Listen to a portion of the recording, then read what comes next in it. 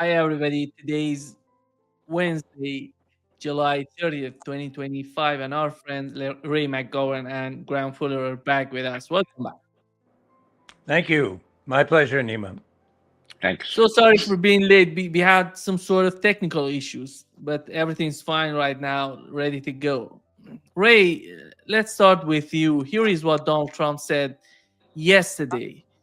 He had the talks. When he was in a meeting with Starmer, he said we have 10 or 12 days for Russia, a deadline for Russia. He repeated that yesterday.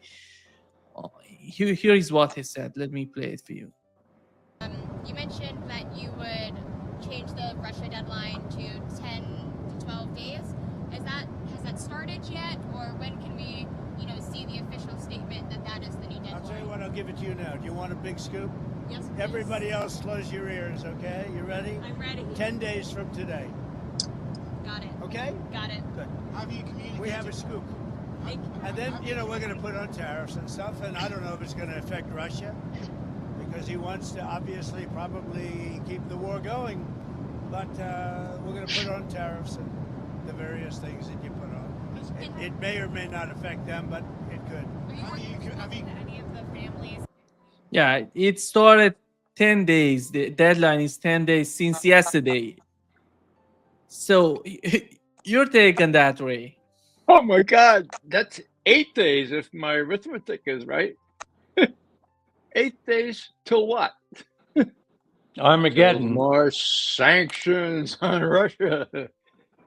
Russia has made itself pretty much autarkic, for God's sake. Sanctions are water off the side of whatever. They're used to sanctions. Oh, but secondary sanctions. Yeah. Oh my God. Against India, against China, against Brazil. I mean, give me a break. That'll be the collapse of the economic system. And of course, they won't obey them. So how do you put this together? Well, Starmer has bucked up our president and said, Mr. President, that was great. That was great. About 50 days. That was really stern. How about, why don't you make it shorter? So Trump said, I'll come across really strong. Yeah, 8 days. Now listen, all of you, 8 days from now. Got it? 8 days from what? It's pathetic. And I hate to tell you this, but the Russians are sort of laughing at all this. Even Putin, at a major gathering, he's winding up and he says, now I have to go here because I have a previous appointment. And everyone knew he had a telephone call with Trump coming. And he said, now, I don't want to make people out of sorts by being late for my appointment, but I do have to go. I'd rather stay here. But anybody got any suggestions as to what I should ask the president? Hands go up. He says, I'm sorry. No, I'm going to be late. He will be displeased. And he goes, there's sort of a mockery going on. I don't think it's healthy because, my God, this guy is so unpredictable. But the Russians are sort of taking it in stride, and that surprises me because they should be well worried, in my view. Well, that's the good news, perhaps, Ray, though you might agree that if they don't take it seriously and view it all as a joke, it means the nuclear war is not next week anyway. Good point. Yeah. Graham, it seems that the British government is somehow, I don't know if you saw the new photos of Zelensky with new I did see that. food, and it's all unbelievable how they're changing the the character of Zelensky. They're just preparing him to be the president. I remember it's not somehow comparable, they but even saw cleaned him up. They cleaned him up and put a white shirt on him, right? And they photoed it so his big belly doesn't show so much. He looks like a diplomat, But of course, he's next in line. If the British have any say about it, seems to be being groomed to take Zelensky's place when that becomes necessary.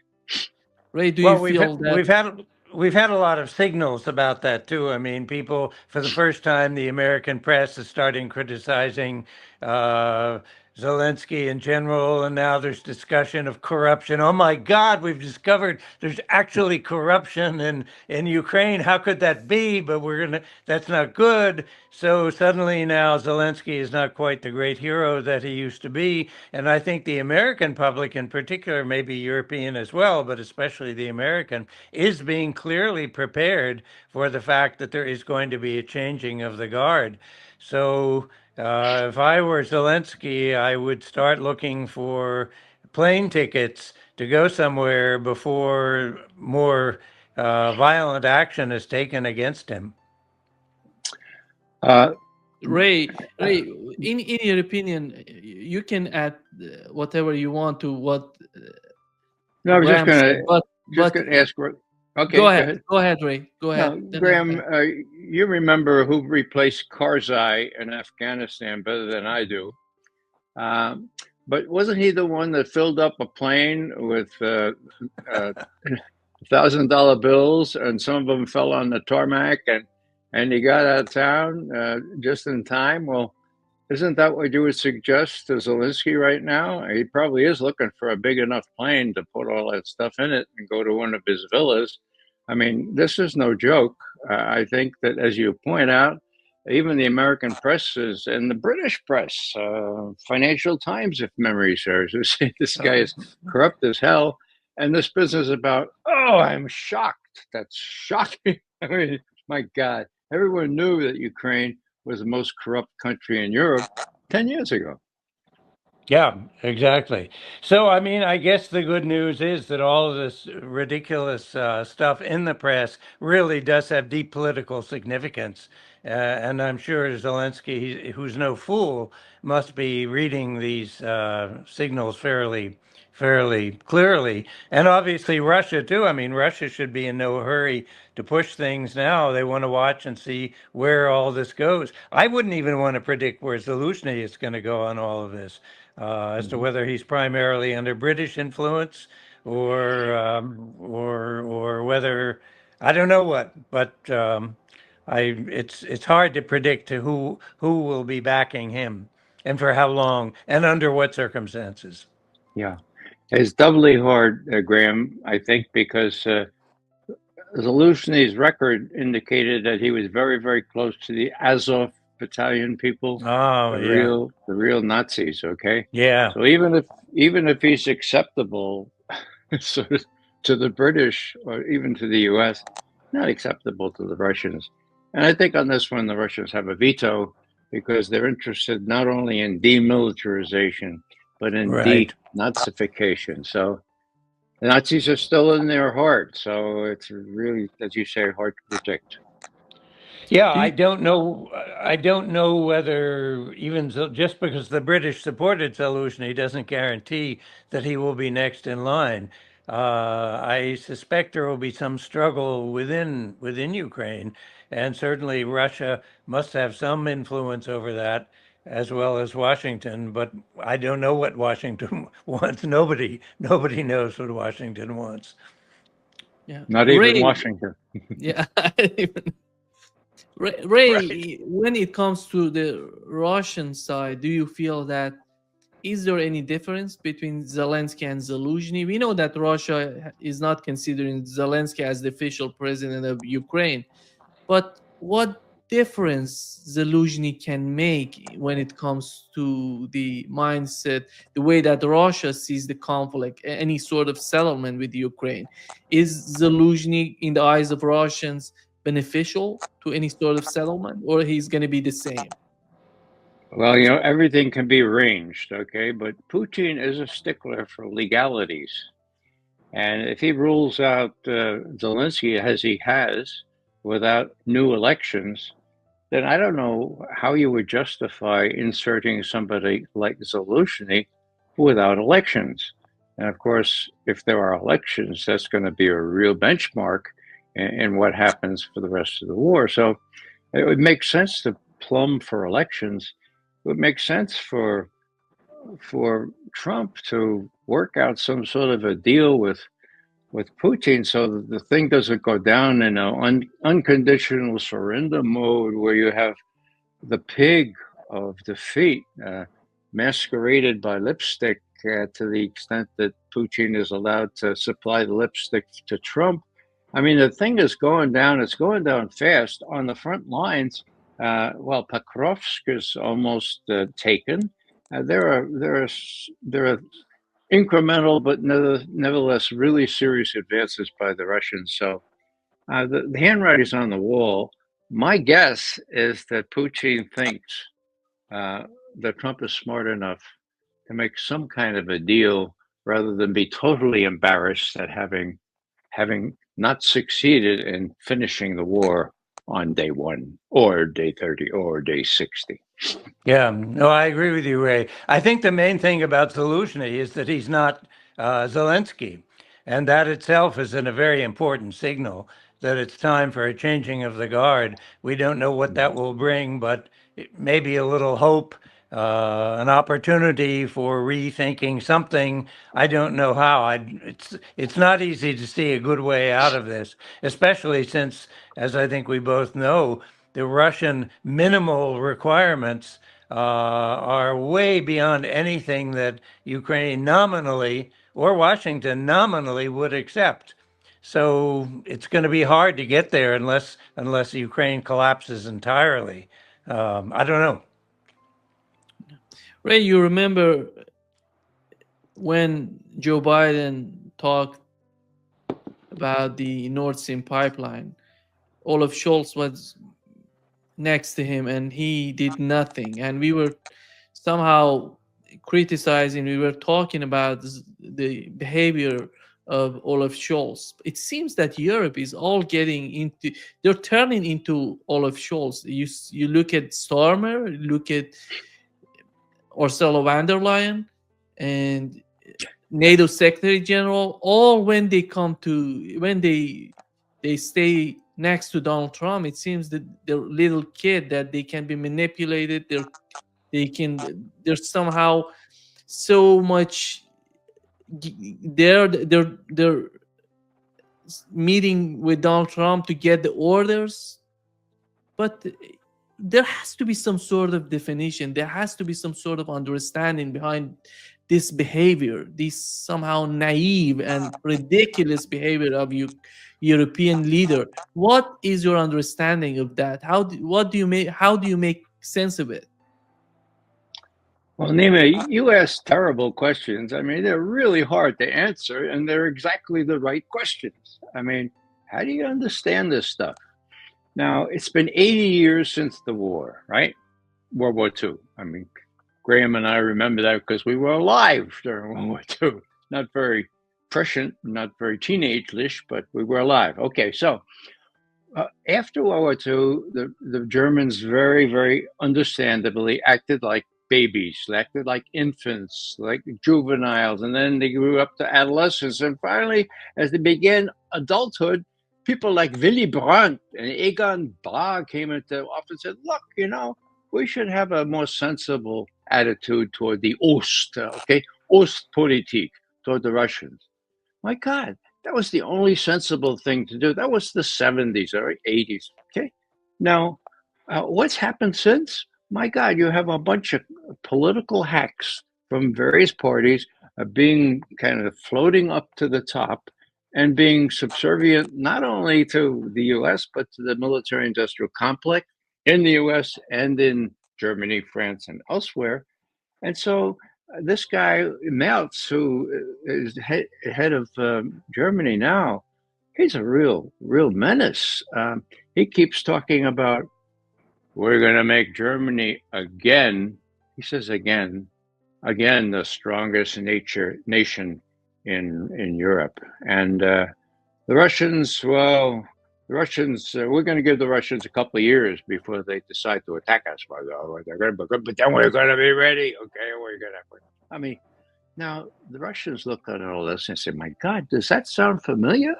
Holy Moses, okay? And so what are the Russians doing? Well, this is interesting. The populace in Russia, according to very respected opinion polls, have replaced the U.S. as the main enemy. I think I may have mentioned this before. We were in first place there for 1944 5 or so until just this year, and now it's what? Germany. So Germany is the main enemy. My God. Uh, if the Germans do things like authorize long-range strikes into Russia, I dare say that Putin just might, probably not, but we just might lose his cool and retaliate in a way that will force NATO to say, "Oh, wait a second, what about this Article 5 thing?" Okay, and then, if it's not already proven, Article 5 will prove to be the sham that it is. The notion that the U.S. would sacrifice New York or Washington for Berlin or Paris, give me a break. They never would, particularly if it's the Europeans' fault. Okay, so how to explain Starmer, Merz, and Macron? Well, they don't know which end is up. They're getting very poor advice. And if they think that they can depend on the U.S. to defend themselves, and they don't, that's wrong, okay? And if they think they can substitute for the U.S. in Ukraine, that's idiotic because they can't, no matter how many weapons they buy from us. So it's crazy, but it's there. And so, I just think it's a very dangerous situation. Among other things, next year, we're supposed to put in offensive strike missiles, that is, medium range missiles, nuclear capable, in Germany again, just like the Pershing IIs were put in and then destroyed, for God's sake, under the Intermediate Range Nuclear Forces Treaty. Well, is that going to go through? Is Merz going to plumb for that, so that the Russians will have to say, "Oh, instead of 9 minutes, now we have 6 minutes, and if the hypersonic, 5 minutes to reach Moscow." I don't think it will. Okay, particularly the history of all this, where they actually decided and did destroy all these weapons. So it's a mess in Europe. I wish. I'm sorry I go on so long, but messes actually require a lot of words to try to explain. Also, Nima, I think it's important to remember that Western Europe grew up under U.S. control and domination, and even gratefulness for having saved them in World War II. But so NATO became the very essence of what the European identity became. Oh, it was only later that people began talking about the EU and economic cooperation and all of that. But NATO was really what was the European identity. I've mentioned this before, I think, but when I ask Europeans about what is European foreign policy, not economic, but foreign policy, they all say, "Oh, well, NATO probably." But that's not a policy, and that certainly does not seriously represent long-term European interests. So I think that people like von der Leyen, who I'm appalled by, even more Kaja Kallas, who's the warmongering Latvian foreign minister of the EU, I think they don't know where to go or what to do. If Trump walks out, who is Europe anymore? What do they do? What do they believe in? And I cannot believe that taking on Russia by themselves is the European mission of the future. It's quite the contrary. If they don't come to terms with Russia, and I dare say with Eurasia, which is becoming more and more important, then Europe is nothing. And they're just beginning to struggle with this reality. Maybe they cannot face it. They're not the first country not to be able to face reality. I think what Graham just said, Ray, is a key point, that NATO is the foreign policy of the European countries. That doesn't make sense because when it comes to domestic policy, when it comes to the industry of Germany, you look at the economy of Germany, that doesn't make sense. Who's going to attack Germany? Why the German government, why do they need to go after beefing up their military? Who's going to attack them? Do you think that these questions are asked within the society in Germany? Well, Nima, we know the answer to that because President Biden gave it. Didn't he say that, look, Putin will attack the rest of Europe? You think he'll stop in Ukraine? You think he'll stop with Poland? And the Baltics said, no, you're never going to stop. That's the president of the United States talking, okay? Now, what people will slowly come to realize is, as I've said before, Putin already stopped. He stopped 6 weeks into the invasion of Ukraine. He did a deal with the Ukrainians. And it was the US and the UK that said, no, no, don't do that deal. Fight on, and we will support you for as long as it takes. Well, now it's as long as it took, okay? It's over. The Russians have pretty much dominated things. So the odd thing here is that this whole pretext, this whole hoax that Russia wants to take over the rest of Western Europe is finally going to dawn on these people, if only because they don't have the money to take care of their social needs and build up these more and more arms. I see a 1948 coming. I see the people of Britain and France and even Germany by and by standing up and say, look, you're cutting back on our social services, on the things that made us special. What? For what? To attack? Wait a second. Russia. Is Russia going to attack us? And it will dawn on them. This is all a fake. The Russians aren't going to attack anybody. Now, the irony is, could they attack? You're damn well, damn straight they could. They have the most powerful army ever. I mean, well, that's exaggeration, but my God, the way they've built up their army because of Ukraine can be viewed by military specialists as a threat. I mean, military people don't look at intentions, they look at capabilities, right? So if you just look at capability, my God, the Russians are a threat. Why? Because we threaten them. But Putin, I think, is smarter. Thank goodness we have Putin, because I think he's smart enough to be able to play his cards really well. It's just a matter of time before Western Europe realizes that, no, they can't depend on NATO anymore. And there's no real Russian threat. So why don't we relax a little bit? Go back to the Europe that existed a decade ago, where we're taking care of the people and even welcoming refugees. Graham, do you feel that somehow Macron, we know that Macron has decided not to, France simply said that they're not going to pay for the new, for the new arms that the European country is going to buy from new weapons from the United States. But are they going to I'm insist sorry, on the Dima. policy? I'm sorry, I missed some of that because my phone. Yeah. Can you say that again? Do What you about think that? Macron? Do you think that France said they're not going to pay for the weapons that Europeans are buying from the United States? Nobody knows when they're going to get these weapons, but at least we know that they're going to pay for it. How do you feel about France? Are they going to change their position, or you see France going, after all, they're going to convince France to go in that direction? Well, I think it's well known France has been notorious for a very independent-minded, stubborn view, actually, towards anything to do with the Western Alliance and NATO. They've gone along with it for sure, and they probably believe in it, but they want their own interpretation. So I suspect that they will very reluctantly go along with some of this stuff, but as we've heard many times now from many commentators, the next 6 months perhaps may bring sweeping change across European politics. First and foremost in Germany, which would be terrific, but then very possibly in France and certainly in the UK as well.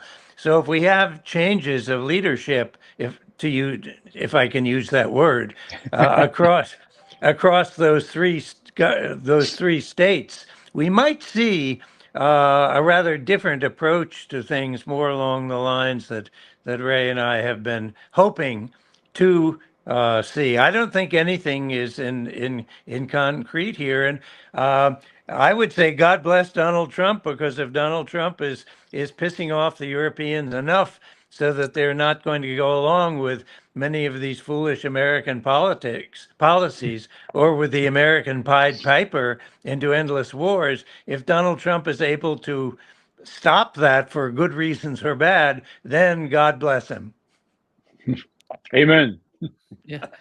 Ray, to understand the desperation on the part of Europeans, we have to consider that doesn't matter if the war continues or they can put an end to the conflict. In both cases, they're gonna lose. But I would argue if they put an end to the conflict in Ukraine, it would be much better for Europe, which isn't the case in the mind of European leaders. Do you think that this sort of game that in after all they're gonna lose, that's why they're somehow so hesitant about what's going on in Ukraine? Because we know if Putin in the eyes of Europeans wins after all, what would happen to Macron, Starmer, Merz, and these European leaders? And Are they NATO. gonna and NATO? I think, Graham, you brought a very important point. NATO is the future. That these people are hiding behind NATO. The problem is NATO. How do you see that, Ray? Well, NATO is the key. NATO has been the glue to hold them all together for far too long. And I would just point to the old discipline of textual analysis, or what we used to do as criminologists, okay? We used to look really closely at communiques, important communiques like those at the end of a NATO summit. Now, very few people pointed to this, but last year, the communique said that Ukraine has an irreversible, not the word, irreversible path toward full membership in NATO, period, end quote. Huh. What did it say this year? Oh, we forgot to put that in last year. Give me a break, okay? Nobody notices that. But the die is cast. And my guess, and I predicted this, that's the last full-scale NATO summit that we're ever going to see. I don't think the one that's scheduled for Tirana next year is going to amount to a hill of beans. NATO is finished, okay? Now, does that mean that the French and the British and the Germans need to stand up to this menace from Russia? Well, there's no menace from Russia unless they're menaced, okay? So once they stop menacing Russia, and if there's some sort of disagreeable accord on Ukraine, that should remove this kind of thing. And the good thing for the Europeans, in my view, is that I think Trump really wants to do a deal, despite all this business, 10 days, 50 days, all this stuff back and forth. I think he has a willing partner in Putin, who I'm always surprised takes it on the chin every time Trump says something really stupid, and his spokesman says, "Well, people exaggerate. People, there's an emotional content here, but we still want better relations with the U.S. and we still have trust in President Trump." My God, after all the betrayals, that's what they continue to say. So it really depends on Trump. He's a fly in the ointment. My God. If there's any sense, and I think he has some residual sense, he'll see, okay, we're losing big time in Ukraine, but Putin doesn't want to smear my face in it. We can do some kind of deal that can seal the utter defeat, and they get on with business. Business in the Middle East and China, my God. Well, in other words, that business will be concluded so they can do other dastardly things, but at least, in my view, the Europeans will have to fall in and say, oh, okay, well, we supported them for as long as, well, not as long as it took, but as long as we could, right? Yeah. But I think there's another factor in Europe. We've been talking about France and Germany and UK, who are obviously the big players in this whole thing. But we are also have to be well aware that there are some smaller players, especially something called Latvia and Lithuania and Estonia and even Poland, which is a little bigger. But these countries are permanently fixated upon the great Russian bear. And I'm afraid the way God created geopolitics or geography in that part of the world, they're going to be forever sleeping next to the Russian bear. There's no way to change that geography. So I get the sense that Germany has been unsure as to whether it's wanted to come a little closer, maybe to Poland. I gather economically now they're cooperating a lot more with Poland. And we have this, I think she's terrible, but some people may love her, the foreign minister of the EU now, Kaja Kallas, who is Estonian, who hates Russia in her bones, and with good reason, because Estonia has not done very well living next to Russia. That happens to small countries next to big countries. So I just don't know how much in Germany in particular is going to continue to support and deal with these smaller Baltic countries and their permanent till the end of time, permanent fixation on Russia. And Germany has been pushing this, and von der Leyen in particular selected this person, Kaja Kallas, to be her foreign minister. Of all the people she could have chosen, she chose the one person who biologically hates, fears Russia more than almost any person that she could have chosen. Ray, before the conflict in Ukraine started, we had the case of Georgia. Now we have Ukraine, and the conflict, it seems to be somehow expanding when it comes to Azerbaijan and Armenia. What's going on? It's all about the southern part of the southern border of Russia and what's going on in the Caucasus coming down to Iran. Look at the region. The region, Iran was attacked, Russia was attacked. Azerbaijan and Armenia are somehow in some sort of turmoil. How do you see the situation there, Ray? Do you feel that the next conflict, the next somehow maybe a new war gonna pop up in that region? Good question, Nima. Again, I think Putin is doing everything he possibly can to prevent that by cultivating relations with Iran, together with China, by the way. China is getting into Iran big time with arms deliveries and so forth. But as Graham knows better than I, Russians have always been neuralgic about what happens on their southern front there. My God, when you think of World War II, where the southern front was their salvation, when we were sending Studebaker jeeps and Deuce and a halfs and all kinds of artillery stuff through Iran into southern Russia to help stave off the Nazi hordes. My God.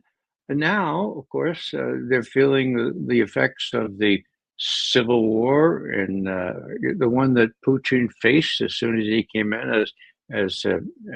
Chechnya. Yeah, Chechnya. And that was brutal. And I'm not beyond believing that we had a hand in supporting that war. So, in the British as well. So I think with the way Russians look at their southern flankers with great neuralgia, so to speak, and I think you're right in suggesting that they're not going to abide any machinations that further attacks on Iran or things like that would induce. I think that they've been really wondering why Trump joined Netanyahu in openly attacking the nuclear facilities in Iran. That is that's a real flashpoint there. I didn't expect him to join Netanyahu, but he was mousetrapped into doing it. Okay, so how are the Russians to look at all this?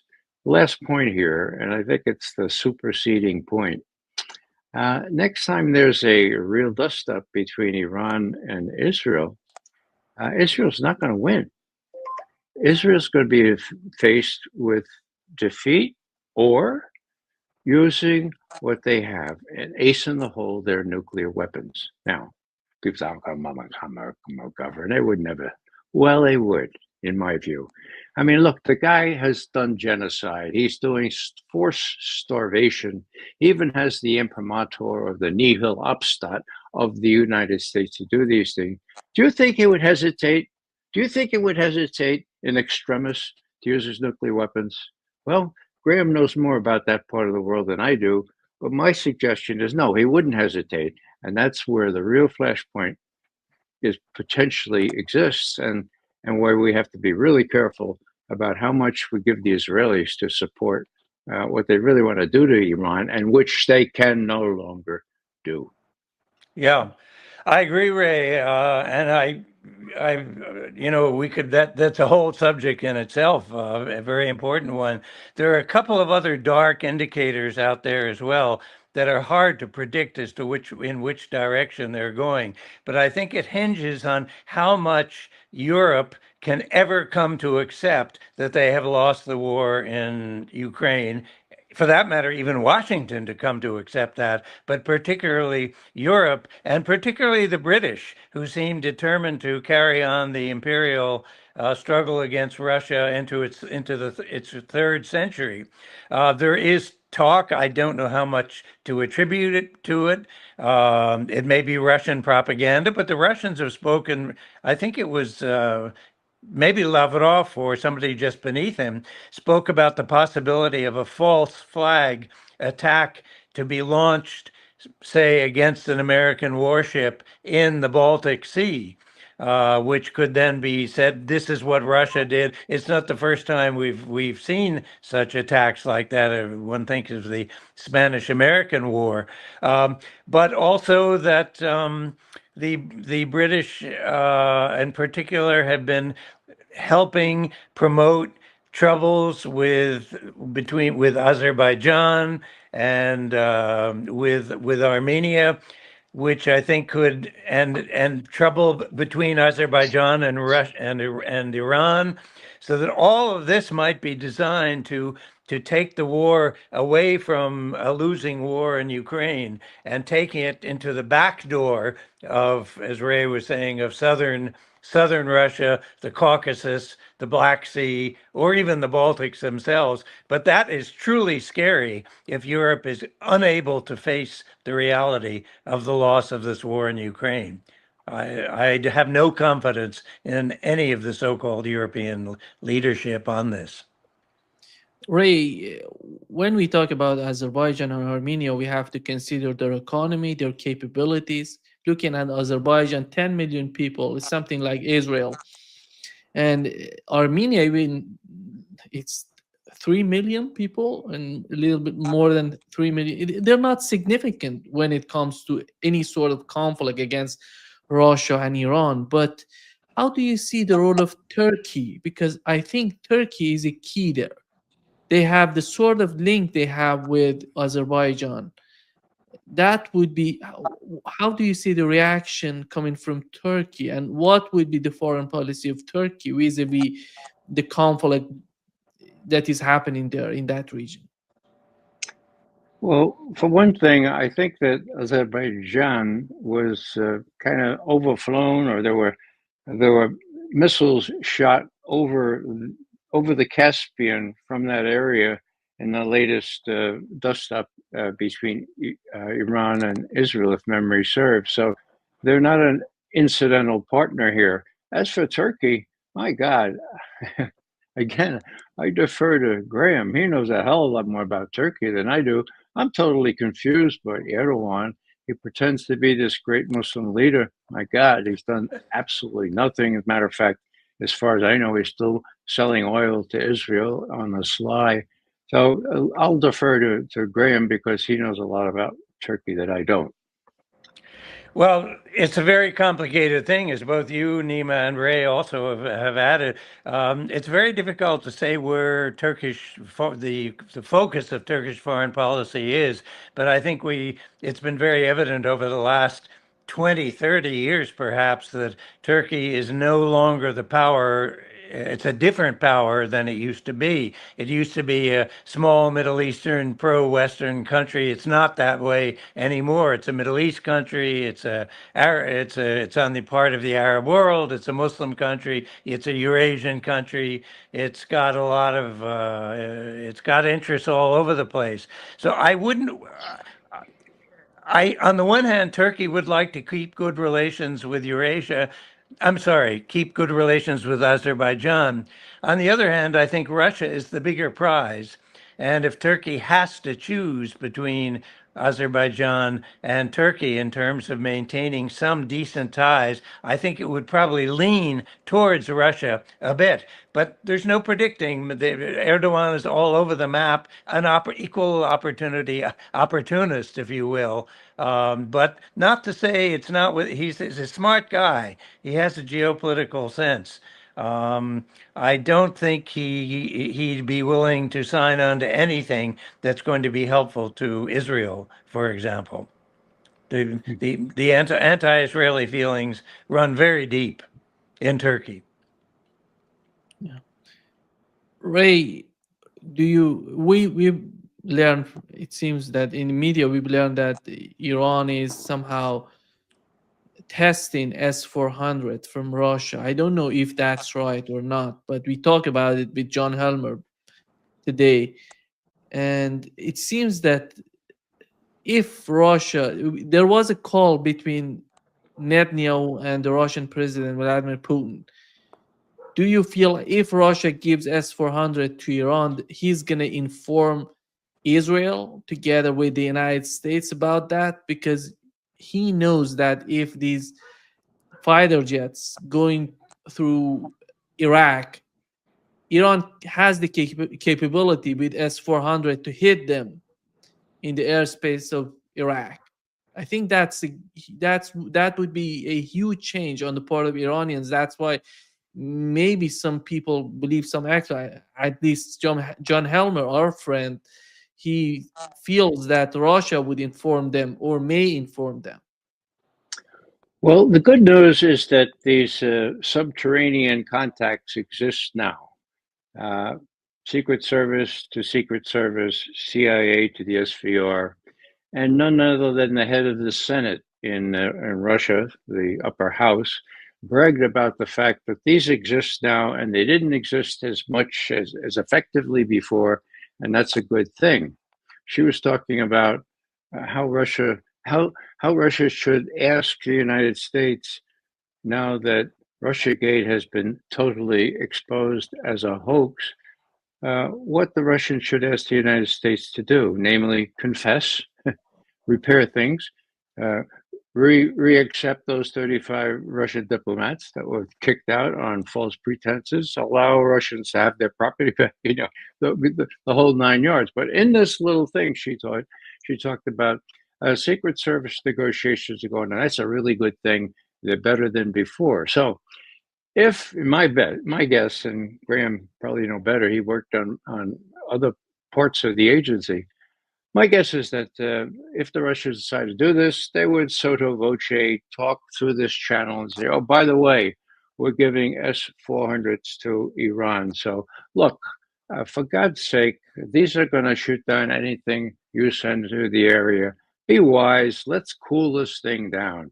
I think they'd do that, but I don't think that would prevent them from actually giving the S-400s.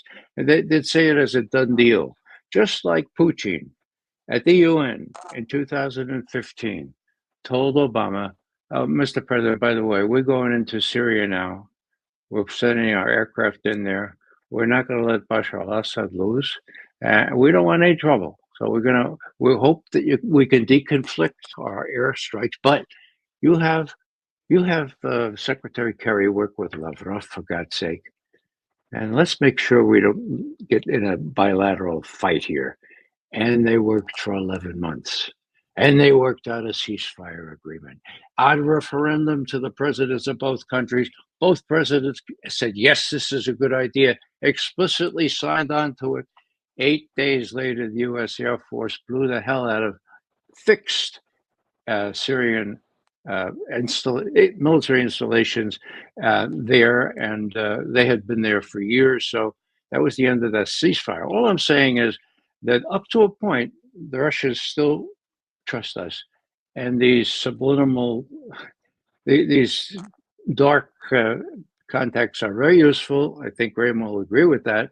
But I'd be interested in what Graham thinks of this, because most of my business is from speculation and open sources. Graham knows a lot more from the sources that he used to work with. Ray, I share the same sources as you do right now as we will look at this world. I'm not sure that open sources are not more reliable in many ways than top secret intelligence out of intelligence organizations. The only thing I would comment on this is that if in fact the Russians do give S-400s to Iran, my guess is that Israel would be in there and take them out as fast as they arrive. And I don't know that there's a damn thing that anybody could do about it. But it would be very typical of But Israeli Graham, the response. point is, if they do that, Russia is not going to send just the air defense system. They're going to send their personnel to Iran. They're going to send their people to Iran. That would be difficult for Israel to hit them, because that would bring some sort of chaos to the situation. Well, Israel is quite prepared, in my view, for any kind of chaos and is quite irresponsible as to the consequences, broader consequences of actions like this. So it would not, you're right, Nima, that should cause some hesitancy on the part of Israel, but I don't think it will. I think all that we've seen out of Israel in recent months, years, is that Israel would go ahead and strike, and if it kills some Russian specialists, well, that's too bad. Yeah, I would agree with Graham, and I would also suggest that there may be hundreds of Iranians training on S-400s right now Yeah, in Russia. good point. So this thing may be avoided pretty adroitly. But Graham is right. The Israelis are not going to stop. As soon as they see something like this, they're going to try to hit them. The question is, can they? And the answer is, yeah, they can. But before wrapping up this session, I want to ask the question. The headline, the title of today's talk is Trump feeding lies or swallowed by them. The question Could you say is, that? Could you say that again? is Trump feeding lies or swallowed by them? And I'm talking about, is Donald Trump lying to us, or he just being lied to? That's why he's behaving this way. When it comes to, I think, after all, with all that said about Ukraine, we have to understand the behavior of Donald Trump, why he's changing his rhetoric toward Russia, toward the conflict in Ukraine. What's in it for Donald Trump? Is that about the New Deal between Europe in terms of the arms, the weapons that they're going to buy from the United States? Is that the pressure coming from the military industrial complex because they're selling more weapons to Europe? That's why they're receiving a lot, and their donors going to receive a lot of money. That's why. And the other case would be, if they put an end to the conflict in Ukraine, where they're going to sell the weapons, which conflict would come next? Go ahead, Ray, you're taking that. Let me let Graham go first, because he's been Go ahead, muttering Graham. there. I have no special wisdom on this, Nima. All I would say is I'm not sure that Trump really knows the difference between a lie and the truth. And I'm not saying that he's necessarily a liar every time he speaks, but he's driven by emotions and the drama of the moment and his feelings of the moment. He's free and indeed does change his mind a day later, a week later, depending on the situation. And I think he does what he thinks will work for him at the given moment when he opens his mouth. And that means he can't be trusted, but I wouldn't call it all lies either. It's just he changes his mind from moment to moment, depending on the situation and what's good for him and what's good for his view of American policy. Or I'm maybe, glad Ray, maybe I should add to what I've said before, the Arctic, the situation with the Arctic. How is that going to play out for Donald Trump and the war in Ukraine? The Arctic, like Greenland, and up there. Yeah. Well, the Russians have like 15 icebreakers that won't quit, nuclear powered, and we have 2, and one's in repair. I mean, hello, they've been planning for this U.S. doesn't plan for that kind of thing. They plan for other things, if they plan at all. Now, I was going to say how glad I am that I suggested that Graham go first, because that's what I was going to say. I mean, let's face it. Trump is the epitome of unpredictability, unpredictableness, right? Now, what does that mean? That means if I'm Vladimir Putin and I'm sitting in the Kremlin and I'm saying to my generals and my admirals, I think this guy is serious. As a matter of fact, I'm going to say that publicly. I think he really wants to do a deal. I think we can trust him. Okay. Well, sorry. Well, that means that, my God, either he's right or he's wrong. And how can he possibly say that for an unpredictable guy? So this 50 days to 10 days, well, that's the latest aberration here. And yet Putin sticks to this thing, saying, look, we think we can work with this guy. He's the only president we'll have for 3 years. And he says he wants to improve relations, and he couldn't last time. So that's the good news.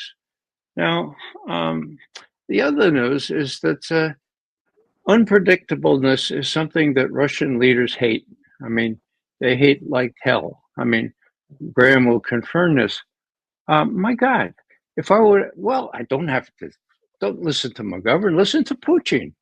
When they asked him 6 years ago, who do you prefer, Putin, Biden, or Trump?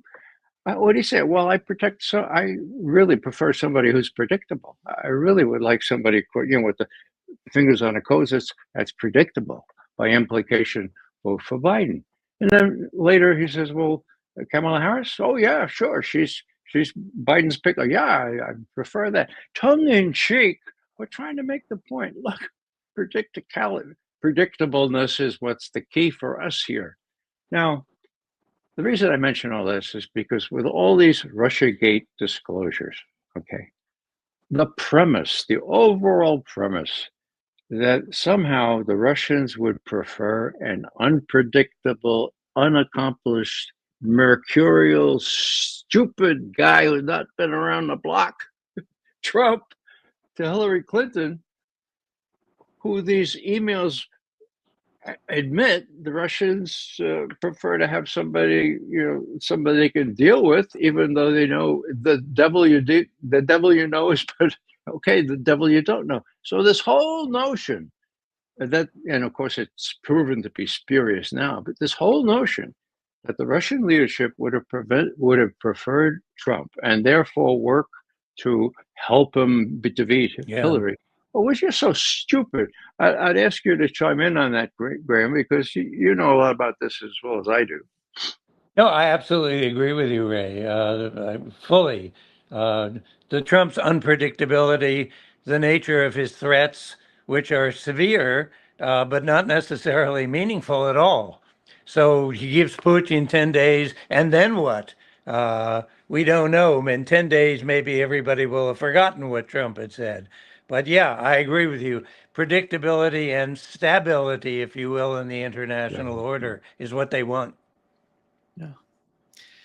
Thank you so much, Ray and Graham, for being with us today. Great pleasure, as always. It's been fun. Graham and I are the same vintage and the same length of time and in various secret services, and it's really fun to be back in touch. Right, indeed, Ray. Take care. Amen. Take care. Good. Bye-bye.